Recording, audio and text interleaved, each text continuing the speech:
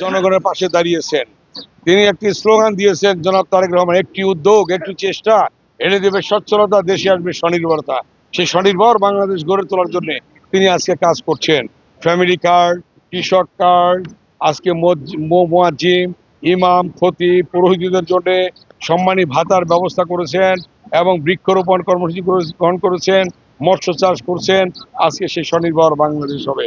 এবং আজকে যারা আমার কোমলমতি ছাত্রছাত্রীরা আছে, তারাও আজকে এই সকল উন্নয়ন কাজে অংশগ্রহণ করছেন। আমরা চাই অতীতের যে ইতিহাস আছে গঠনমূলক ছাত্র রাজনীতি, সেই গঠনমূলক ছাত্র রাজনীতির মধ্য দিয়ে আগামী দিনের নেতৃত্ব তৈরি হবে। ডাকসু থেকে শুরু করে আজকে বিভিন্ন শিক্ষা প্রতিষ্ঠানে ছাত্র সংসদ নির্বাচনের মধ্য দিয়ে জাতীয় নেতৃত্ব তৈরি হচ্ছে। অতএব গঠনমূলক ছাত্র রাজনীতি থাকবে, শান্তিপূর্ণ ছাত্র রাজনীতি থাকবে, সন্ত্রাসমুক্ত ক্যাম্পাস থাকবে, এটি আমাদের প্রত্যাশা। আপনাদেরকে এইটুকু বলতে চাই, আপনারা অতীতে কি দেখেছেন জানি না, এইবার উন্নয়ন কাকে বলে ভাকুরটা আমিন বাজার তেতুলতলা লোকজনকে মুরব্বী দেখাবো। আল্লাহ দেখাইনি। আগে কি হয়েছে জানি না, এই 17 বছর তো আমরা এমপি ছিলাম না, তাই না? ভোটও দিতে পারেন নাই। এবার ভোট দিচ্ছেন, এমপি বানাইছেন, আমরা ইনশাল্লাহ করব।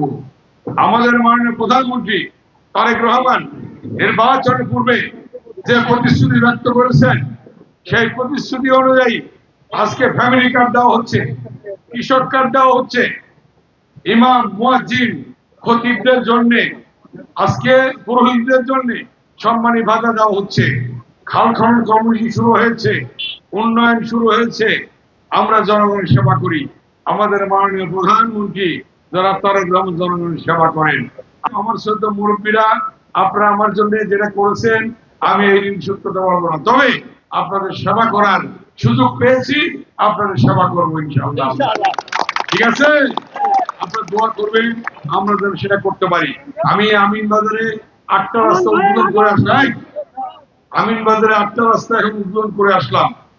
আমিন বাজারে যাত্রী সারণী উদ্বোধন করে আসলাম। গত 4 দিন আগে তেতুলজোড়াতে 17টি রাস্তা উদ্বোধন করেছি। গতকাল আপনার তেতুলজোড়াতে আমরা প্রায় 11টা রাস্তা উদ্বোধন করেছি। আজকে ভাকুরটাতে কয়টা? 14টা রাস্তা আজকে উদ্বোধন করবো ইনশাল্লাহ। এই ভাকুরটাতে আল্লাহ যদি করবেন এই ব্রিজ সহ, আপনারা দোয়া করবেন আমি যেন আপনাদের সেবা করতে পারি। আরেকটা কথা মনে রাখবেন, আপনারা পরিষ্কার পরিচ্ছন্ন থাকবেন। যেখানে একটা কাগজ দেখবেন, ময়লা দেখবেন, আমাদের প্রধানমন্ত্রী তারেক রহমান বলেছে কাগজটা উঠে ময়লার মধ্যে ফেলে দিবেন। ঠিক আছে? বাড়ির আঙ্গনে যেন পানি না জমে, মাটির কলসে বা মাটির পাতিলে বা ফুলের টবে যেন ময়লা না জমে, পানি না জমে, তাহলে ডেঙ্গু হবে, চিকুনগুনিয়া হবে।